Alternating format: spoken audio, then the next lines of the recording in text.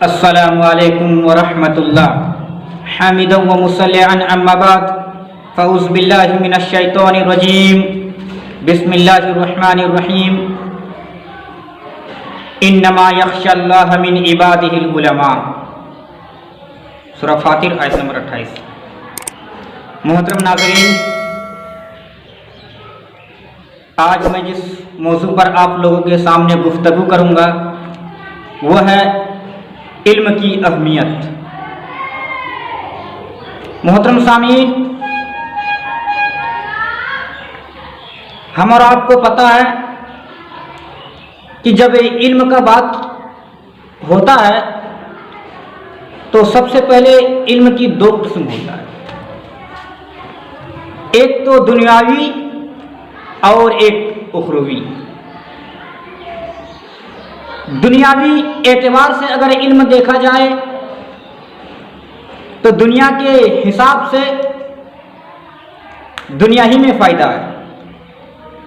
اگر ہم اخروی علم کو دیکھنا چاہتا ہوں تو دنیاوی بھی فائدہ اور اخروی بھی فائدہ۔ محترم سامعین، کسی شاعر نے کیا خوبی کہا ہے کہ علم ایک ایسی دولت ہے جو کبھی لٹتی نہیں، علم ایک ایسی دولت ہے جو کبھی لٹتی نہیں، خرچ کرنے سے کبھی گھٹتی نہیں۔ تو ہمارا علم کو جتنا خرچ کریں، جتنا دوسرے تک پہنچائے، اتنا علم بڑھے گا۔ محترم سامعین، میں نے قرآن کریم کی سورہ فاطر آیت نمبر 28 آپ لوگوں کے سامنے پڑھا۔ اس آیت کا ترجمہ کیا ہے انما یخشی اللہ من عبادہ العلماء، کہ حقیقتاً بے شک اللہ سے جو ڈرتا ہے وہ علماء ہی ڈرتا ہے، جو علم رکھتا ہے وہی ڈرتا ہے۔ محترم سامعین، ہمیں اور آپ کو معلوم ہے کہ جس بندے کا، جس انسان کا اللہ کا ڈر ہے، تقویٰ ہے، وہ تقویٰ، اللہ کا ڈر اس وقت پیدا ہوگا جب اس کے دل میں علم ہوگا۔ اور ہمیں اور آپ کو اگر معلوم ہی نہیں ہے کہ اللہ نے اس دنیا کو کیوں پیدا کیا، سارے انسانوں کو کیوں مبعوث کیا، حکمت کیا ہے، فائدہ کیا ہے، آخر کیوں پیدا کیا، جب تک ہم یہ سارے چیز معلوم نہ ہو جائے تب تک ہمارے دل میں حقیقتاً اللہ کا خوف، اللہ کا تقویٰ پیدا نہیں ہوگا۔ تو اللہ رب العالمین قرآن کریم میں فرماتا ہے انما یخشی اللہ من عبادہ العلماء، کہ بے شک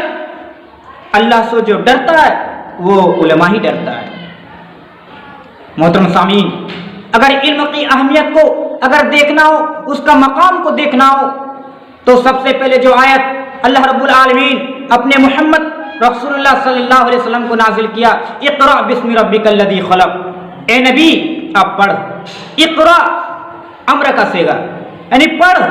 پڑھنے کا لفظ استعمال کیا ہے، یعنی اس سے پتہ چلا کہ ہمیں اور آپ کو پڑھنا بہت ضروری ہے، کیونکہ مسلم کی اور ایک حدیث ہے کہ اللہ کے نبی فرماتے ہیں کہ طلب العلم فریضۃ علی کل مسلم، کہ ہر مسلمان پر، چاہے وہ عورت ہو، چاہے وہ لڑکا ہو، چاہے وہ مرد ہو، جو بھی ہو، ہر مسلمان پر علم حاصل کرنا، علم کو تلاش کرنا فرض قرار دیا۔ محترم سامعین، اور آپ تعجب کریں گے اللہ تبارک و تعالیٰ اپنے نبی کو خطاب کر کے فرماتا ہے وَقُلْ رَبِّي زِدْنِي عِلْمًا، اللہ تبارک و تعالیٰ کہہ رہا ہے کہ اے نبی پڑھ، قل آپ کہہ دیجئے، آپ کہیے ربی زدنی علما، کہ ربی زدنی علما، کہ مجھے اور علم میں اضافہ کر، اور علم میں اضافہ کر۔ محترم سامعین، ہمیں اور آپ کو معلوم ہے جس طریقے سے دن اور رات ایک نہیں ہو سکتا، دن اور رات برابر نہیں ہو سکتا، ایک زندہ آدمی ایک مردہ آدمی برابر نہیں ہو سکتا، آسمان اور زمین برابر نہیں ہو سکتا، اسی طریقے سے ایک جاننے والا اور ایک نہ جاننے والا کبھی برابر نہیں ہو سکتا، ایک علم والا اور نہ علم والا کبھی بھی برابر نہیں ہو سکتا۔ اسی کو اللہ تبارک و تعالیٰ قرآن کریم میں یوں نقشہ کھینچا ہے هل يستوي الذين يعلمون والذين لا يعلمون، کیا جاننے والا اور نہ جاننے والا برابر ہو سکتا ہے؟ اے نبی کیا جاننے والا اور نہ جاننے والا برابر ہو سکتا ہے؟ کبھی نہیں ہو سکتا۔ محترم سامعین، ہم اور آپ دنیا کے اندر بھائی بھائی میں جھگڑا، زمین میں فسادات پر لیٹے ہوئے ہوتے ہیں، زمین بھاگ، زمین کا تقسیم میں جھگڑا کرتے ہیں، لیکن علم ایک ایسی دولت ہے جو کبھی تقسیم نہیں کیا جاتا، بھاگ نہیں کیا جاتا۔ یہی علم کی وہ بدولت ہے کہ جب انسان اس دنیا سے فوت ہو جاتا ہے، مر جاتا ہے، تو اس کے سارے اعمال ختم ہو جاتا ہے، بند ہو جاتا ہے۔ اللہ کے نبی جناب محمد رسول اللہ صلی اللہ علیہ وسلم فرماتے ہیں، ابو ہریرہ رضی اللہ تعالیٰ عنہ حدیث کی راوی ہیں، کہتے ہیں اذا مات الانسان انقطع عمله الا من ثلاث، کہ جب انسان موت کا گھاٹ اتر جاتا ہے، جب انسان انتقال ہو جاتا ہے، دنیا سے چلا جاتا ہے، تو اس کے سارے اعمال بند ہو جاتا ہے، سارے کے سارے اعمال انتقال ختم ہو جاتا ہے، بند ہو جاتا ہے، منقطع ہو جاتا ہے۔ الا من ثلاث، مگر تین چیزیں ایسی ہوتی ہے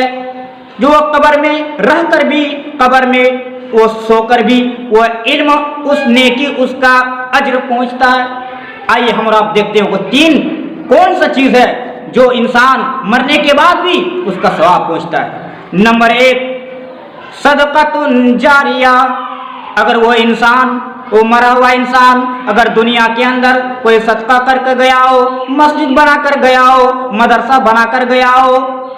یا مسجد میں یا مدرسے میں پنکھا،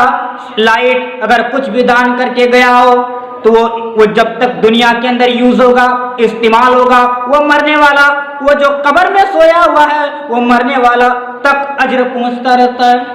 نمبر 1۔ نمبر 2، او علم ينتفع به، اگر کوئی لڑکا ہو، اگر اس نے دنیا کے اندر علم سیکھا ہو،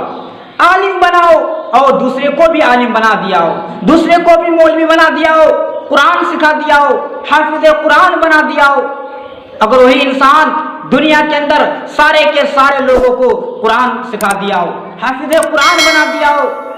علم سکھا دیا ہو، تو وہ علم دنیا کے اندر جتنے آدمی کو سکھائے گا، وہ مرنے والا انسان اس تک ثواب پہنچتا رہتا ہے، پہنچتے رہے گا۔ محترم سامعین، اور آخر میں نمبر 3 پر، او ولد صالح يدعو له، کہ اگر کسی کا نیک لڑکا ہو، صالح بچہ ہو، نیک اولاد ہو، اگر وہ اپنے ماں باپ کے لیے اگر دعا کرتا ہو، اگر وہ اپنے ماں باپ کے لیے دعا کرتا ہو، وہ ماں باپ تک اس دعا کو پہنچتا ہے۔ اگر کوئی بچہ نیک لڑکا ہو، صالح لڑکا ہو، ایماندار ہو، اگر وہ صحیح دل سے، تقوی، اللہ کی ڈر سے اگر اللہ سے ہاتھ اٹھا کر کے دعا کرتا ہو اپنے ماں باپ کے لیے، تو وہ دعا اللہ رب العالمین رد نہیں کرتا، بلکہ وہ اجر اس نیکی پہنچتے رہتا ہے۔ تو محترم سامعین، ہمیں اور آپ کو علم حاصل کرنا ہوگا، خود علم حاصل کرنا ہوگا، بچے بچیوں کو بھی علم حاصل کروانا ہوگا، کیونکہ ہم اور آپ اس دنیا میں رہنے کے لیے نہیں آئے، ہمیں اور آپ کو بھی اس دنیا فانی سے جانا ہے، رخصت ہونا ہے۔ تو ہمیں اور آپ کو مرنے سے پہلے ہی ہم اپنے بچوں کو علم دین سکھائیں، تاکہ مرنے کے بعد وہی بچہ جس کو ہم نے علم سکھا کر گیا ہو، وہی بچہ میرے لیے رو رو کر کے دعا کرے، اور ہم اسی کے ذریعے سے، اسی کے بدولت ہم جنت میں چلے جائیں۔ تو آئیے ہم سب مل کر کے اللہ رب العالمین سے دعا کرتا ہوں کہ اللہ ہمارے بچوں کو عالم دین بنائے، آمین، اور 5 وقت کی نماز پڑھنے کی بھی توفیق عطا فرما، آمین۔ وآخر دعوانا ان الحمد للہ رب العالمین۔ السلام علیکم ورحمۃ اللہ۔